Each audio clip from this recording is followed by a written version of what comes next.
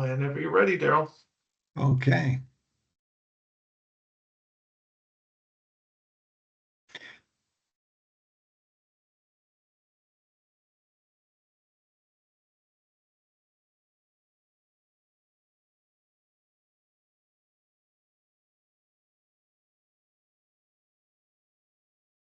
Okay.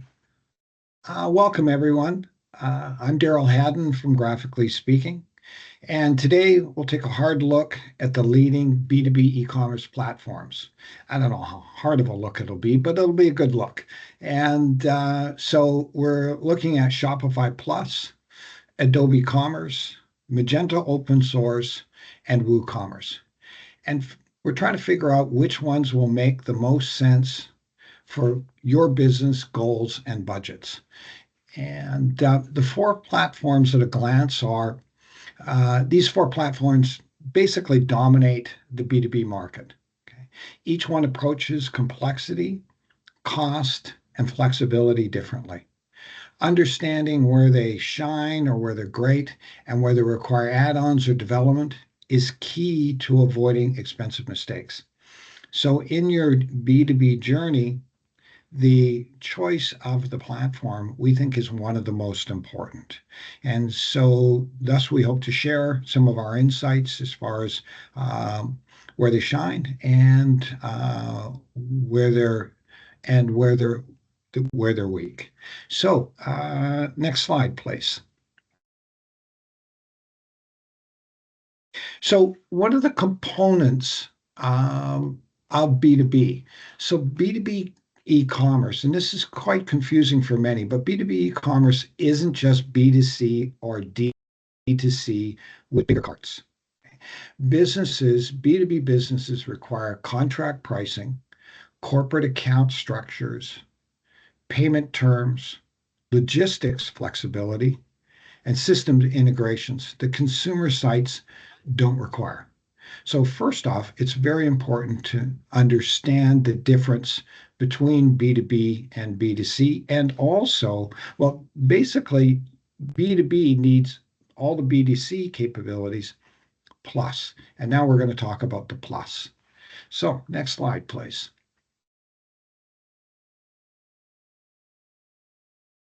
Excuse me, I have a variety of things going on my screen here. So, product and pricing for B2B. B2B buyers almost never pay a single public price. You'll want a custom catalog and negotiated pricing per customer. We're working with a client now, and they have 14 different customer groups and multiple price levels within each of those price groups itself, depending on volume, contract, etc. So you'll need custom catalogs, negotiated pricing per customer, volume discounts, and tiered pricing. Requests for quote workflows so sales can approve special deals, and minimum order quantities and pack sizes, and options for configurable or built to order products. Next slide, please. So you also require account and user management. So your buyers work in teams in the B2B environment. You have purchasing, you have managers, you have finance, you have just a whole variety of people playing in the and helping you make the decision in the B2B environment. So you need to set up corporate account hierarchies, who's got authority for what and at what level. Give multi-user logins with roles, and buyer approval. Apply budget controls and approval workflows. Save order templates or reorder lists for reoccurring purchases. Next slide, please. So for payment and terms, B2B payments go beyond just credit cards. You need purchase orders, net 30, net 60 terms. Credit lines and account balance tracking can be very helpful. More advanced, tax-exempt purchasing with certificate management, support for multiple stored payment methods per account, and so is very, very common. Small orders they put on a credit card. Large orders go on account, etc. . Next slide, please. Shipping and logistics is also very important and very different in a B2B environment. It's quite common for multiple warehouses and ship to locations. Freight can be very, very challenging, and shipping integrations with the different shipping suppliers that you use. Advanced tracking and partial shipments are common in B2B, and drop shipping directly to end customers. And even to the point where we have customers where they're requested to deliver by floor at certain dates. So let's say you're building a high rise and they want the drywall to come in for the second floor to come in at such and such date and be delivered to the second floor. And the third floor and fourth floor at a different date, as they're building let's say condominium complexes. Uh, and Next slide, please. And ordering, so convenience and speed are extremely important in a B2B environment. So B2B buyers, they want quick order pads where you basically can just enter the SKUs or upload a CSV file that they've put together as far as what they need now. Reorder and replenishment automation. So going at past orders and just clicking reorder, very convenient. Back order visibility and lead times. They like to be current and they'll make buying decisions on the spot based on inventory. And quote to order conversions for negotiated deals. And we're seeing that being so widely adopted now. When it first started being offered, it was a slow process, but the idea that you can work on a quote and work on a quote with the client visibly online, make changes, and then just one click of a button convert it to an order.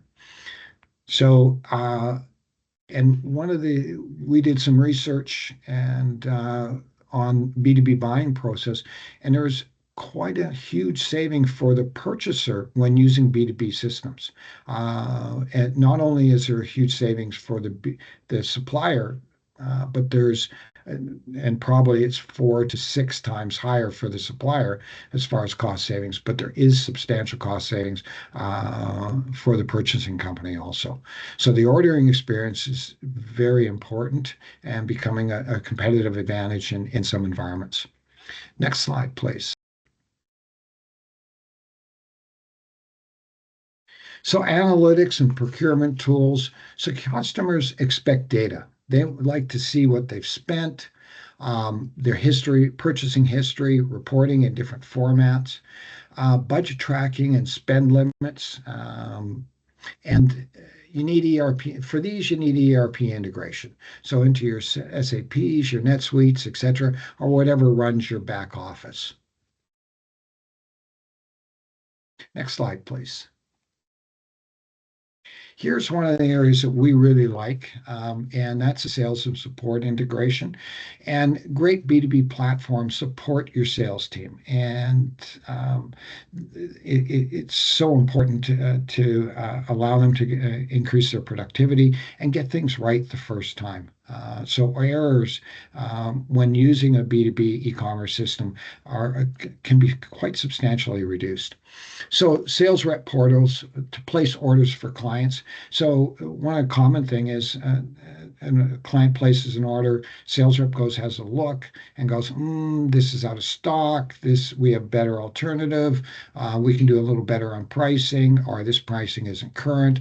And so they can actually work with the client right online with the order. And live chat, dedicated account managers, so everyone knows right through the website who the account manager is at any particular time. Naturally, CRM integrations and custom quoting tools which are tied to workflows are so powerful these days, and getting even better and so much more efficient. Next slide, please. And so your integrations and workflows, these are for enterprise buyers. They expect ERP and inventory sync to be in real time, so know what's available where. And big move by Amazon in punch out catalogs. It's the new EDI. And basically what happens is your catalog, your e-commerce system opens within their purchasing system and then integrates completely with their purchasing system. It's fantastic. And I think Amazon's up to somewhere around 22 or 23 of these procurement systems that they automatically integrate. And we all know Amazon sees big opportunity in the B2B environment, and that's one of their key differentiators that they're implementing. And we're implementing for a number of clients also. Next slide, please. Now, couldn't have any webinar these days without talking about AI, and it's moving and transforming B2B at such a rapid rate. Some of the things that we're implementing now are AI-driven recommendations, smart search and chat assistance, dynamic personalization for each buyer's catalog. So when you get it, the personalization down to the catalog, you go, okay, what's new that's appropriate for this buyer, and placing it at the top of the catalog, or what's new sections, etc., and automatically doing that for all your customers across your user list. Very powerful. And demand forecasting and price optimization for your op teams. Next slide, please. So access and security and access controls matter a lot. So login only pricing and gated catalogs. You do not want, let's say competitors seeing their competitors' prices are really having any understanding of what their prices is at all.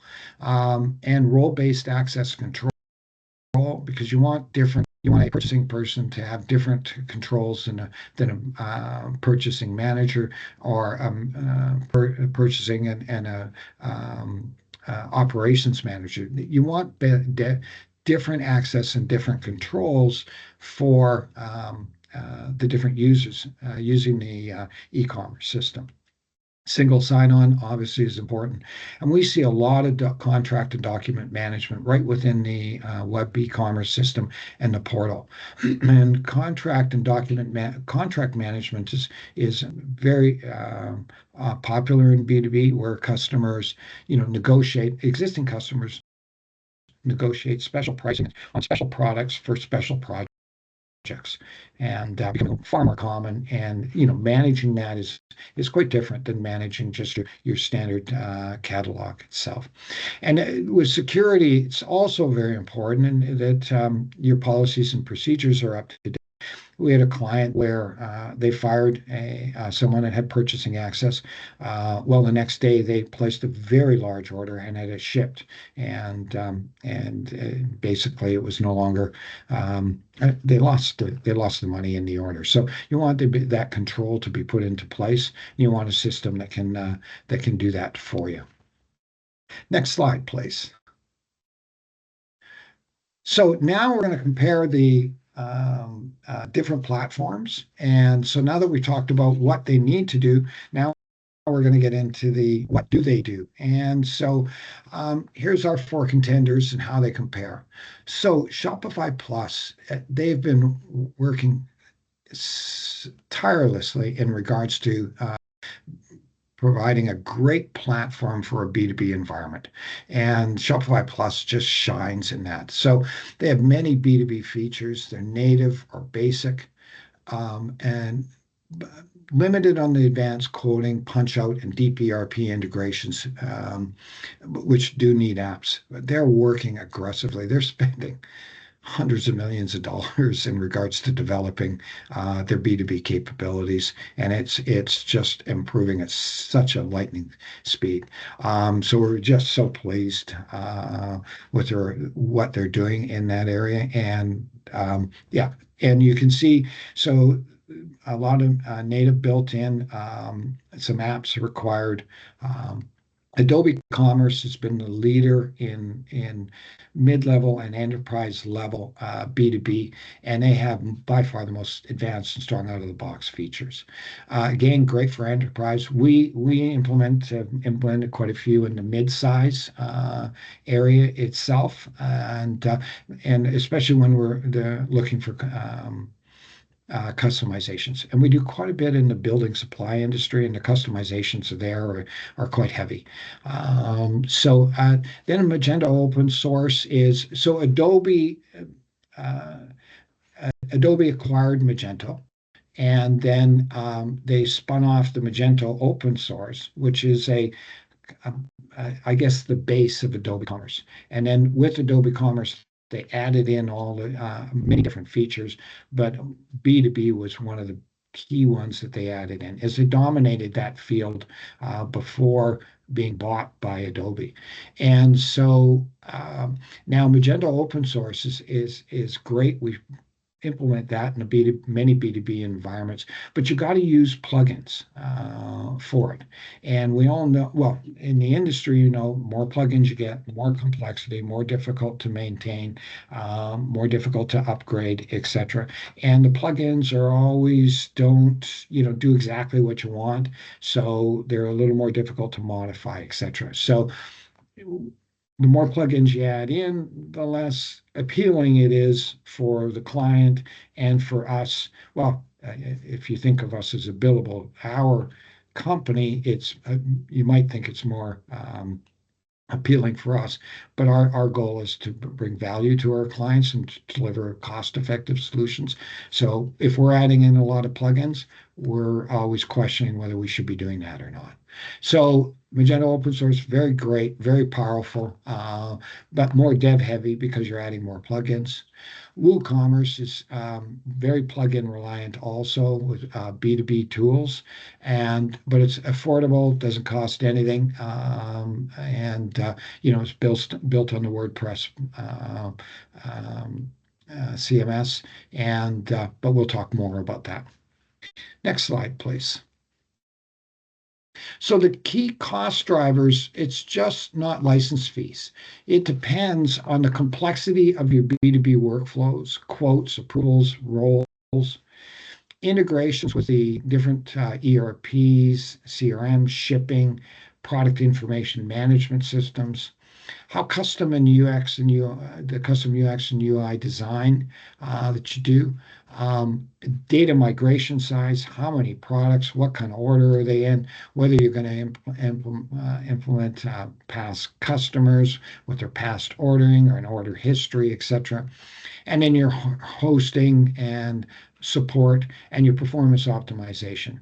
Um, so many clients just ignore the need for support and refactoring as the site develops in an ongoing basis. So it's an important consideration into the costs itself. Next slide, please. So let's now talk about the real numbers. Your platform plus your development and is where most B2B budgets go. So next slide, please. So your cost ranges, and these are ranges, and we talked about the different levels of complexity. We get asked all the time, well, how much is this going to cost before we even done requirements gathering?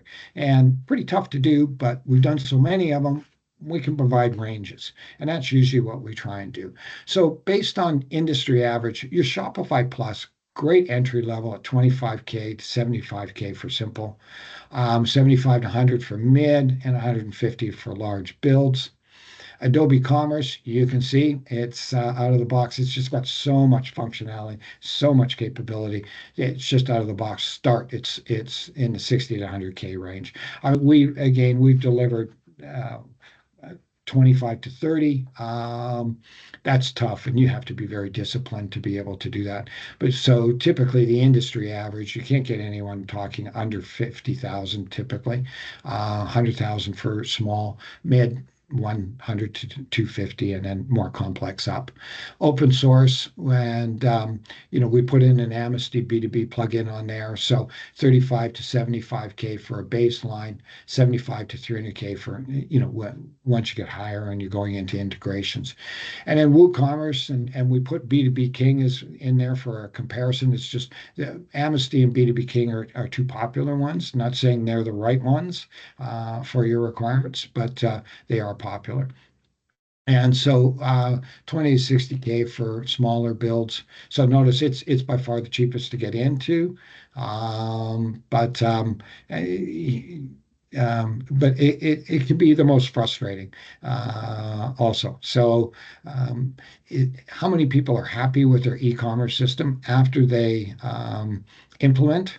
Um, yeah, and go through the hassles of it. I would say WooCommerce is probably one of the lowest rated in that regards. It can do it all, but it can be a lot more decision making in the process itself. But that again is my personal opinion. Um, so next slide, please.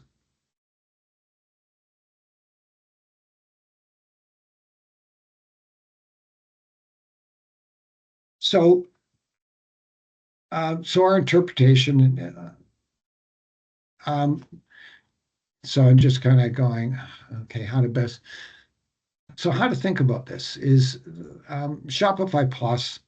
Yeah, it's low barrier, predictable cost, good when you need moderate B2B quickly. And these are my opinions. And so, um, Adobe Commerce, you need to get um, invest more. You get deep enterprise B2B and scalability. Um, and not that Shopify Plus doesn't scale and scale well, but you can just add so much more complexity out of the box with Adobe Commerce. Magento open source, budget, if you're budget conscious and don't like license fees, you got full control. But you're going to pay, what you would pay for setup and other environments, you're going to pay for development and with Magento open source. And again, WooCommerce, great budget start, but plugin maintenance grows with complexity. And it's really common for, marketing to get involved and like a kid in a candy store and go, oh, I want this feature and that feature and that feature and that feature. And then you go, well, that plugin didn't quite meet the needs. So now we need to do another plugin. And you can see how it just mushrooms and can easily get out of control. So you need some discipline with WooCommerce, I guess is what I'm saying. Next slide, please. So again, a little more in the cost and complexity. Subscription is with Shopify Plus is 2,300 plus per month, and that's varying. It varies. Magento, about one third higher, if not more. And but then no license fees for Magento and no license fees for WooCommerce. But you're going to have to buy the plugins. You're going to spend probably 5,000, 6,000 on plugins for each of these. And yeah, next slide, please. So to try and put all that in a nutshell and to keep under my 30 minutes, we'd love Shopify. It's for fast launch. Customers are typically happy. You got mid-level complexity, and you've got simplicity. So your operations are so much more are simple within Shopify. And we know that, with all the implementations that have been done, it's just easy to use, and they've done such a good job of that. And so we know they're just going to take and we're Shopify Plus certified, our partner or whatever you want to call it. I mean, they're just starting with the B2B and the momentum in that, and they are going to take that we think they're going to take the industry by storm. Adobe Commerce, enterprise level, and complexity. If you've got complexity, it's just wonderful tool for that. But it does come with a heftier price tag, and with anything that has a lot of options, such as any of the Salesforce tools, they're more complex to use. Magento, you want to go and grow in. You've got complexity, and it's a great tool, especially if you've got heavily customized products, you know you're going to be integrating. It's a great start, and we recommend it on a regular basis. WooCommerce, if you're sticking your toe in, we think it's not a bad solution itself, although we would prefer if they had the budget to actually spend the money and go for Shopify Plus. Uh, yeah. Next slide, please.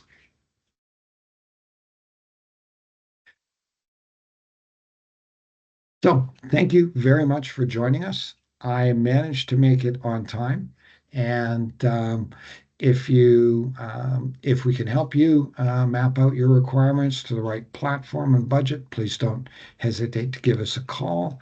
We don't do Q&A any longer on these, but as you can see, my email address is down below.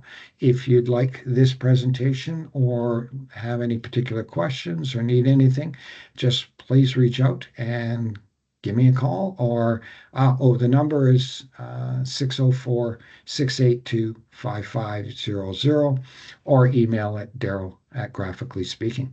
Thank you very much for your time, and I hope this was educational. And good luck in your journey.